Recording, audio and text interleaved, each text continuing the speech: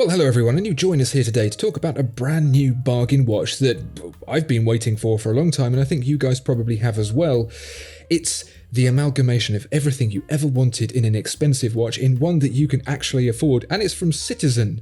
Tom, you're a big fan of Citizen. Yeah, I like them. I like what they're doing. They're aimed at me, people like me, with no money. Yeah, so this is, and I hope I pronounce this correctly, the Citizen Toyosa. It is 40 millimeters across, lovely size, 50 meters of water resistance, awesome. It's got an automatic Miyota caliber 8210. Strong number. Automatic, 40 hours of power reserve, lovely, lovely, lovely. So the Miyota caliber, Miyota are owned by Citizen. That counts as in-house. Yeah, it certainly does count as in-house. Steel with yellow dial, blue dial, green dial. You can get it in steel with gold plated with a black sunburst dial. Get it black PVD with a black camo dial. Don't forget white dial. I didn't see that one. White dial as well. And Tom, probably your favourite part, $300. Nice. That's good. That is a very Tom price. They've done their Tom market research and they've thought, what price would Tom pay for this watch? That is a great price, isn't it, for what we're looking at, a integrated steel sports watch, which is heavily associated with other popular steel sports watches. I like it. I like it a lot. Well, talking of inspiration, I don't think there is a single element of this watch that hasn't been directly inspired by something else. And I'd like to go through that for you, Tom. See if you can spot it. Do you recognise those dial markings at 6? The double marker at 6, yes. Some Rolex Oyster Perpetuals have double markers at 6. Yeah.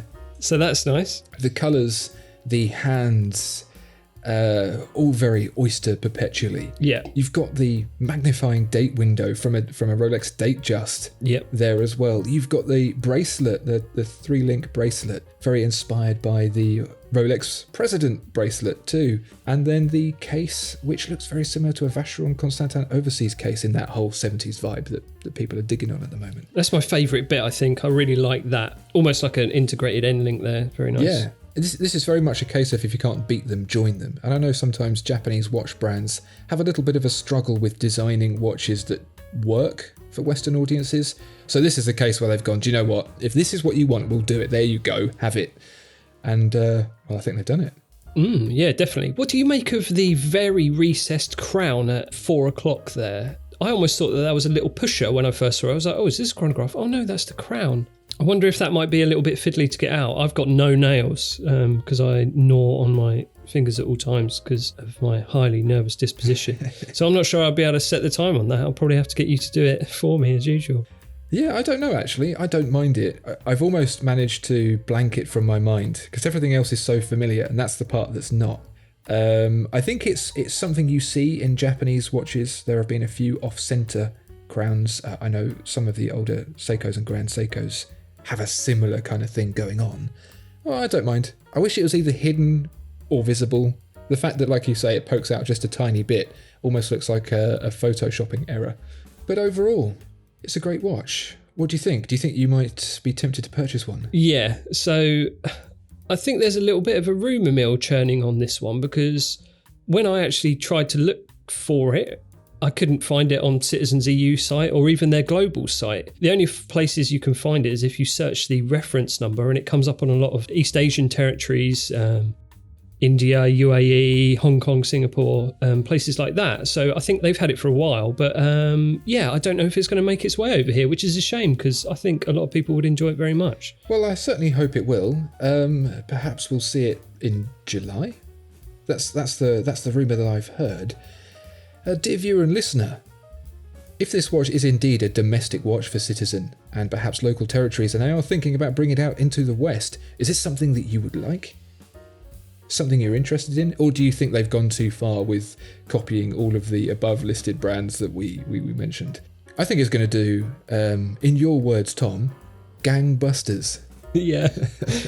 Yeah, I mean, it's off to a great start because we've caught wind of it and we're not even allowed it. So, yeah. 300 Wazonis, great coloured dials, awesome and very ubiquitous design, mechanical automatic movement that's going to last until the sun dies out.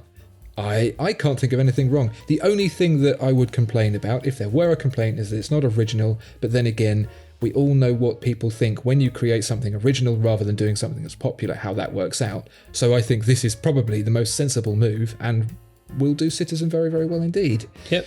So there you have it. Let us know what you think of that watch. We're going to keep our ears to the ground on the release date for it, see if we can get hold of one and report more. But until then, we're going to keep looking out for awesome watches. If you've seen anything that's coming out soon that you want us to talk about, let us know in the comments below and we will endeavour to do so. Please do like, comment, subscribe, hit the notification bell, send us a letter in the post, and pat us on the heads for a job well done. And we will see you next time. Thank you very much. Bye-bye. Goodbye.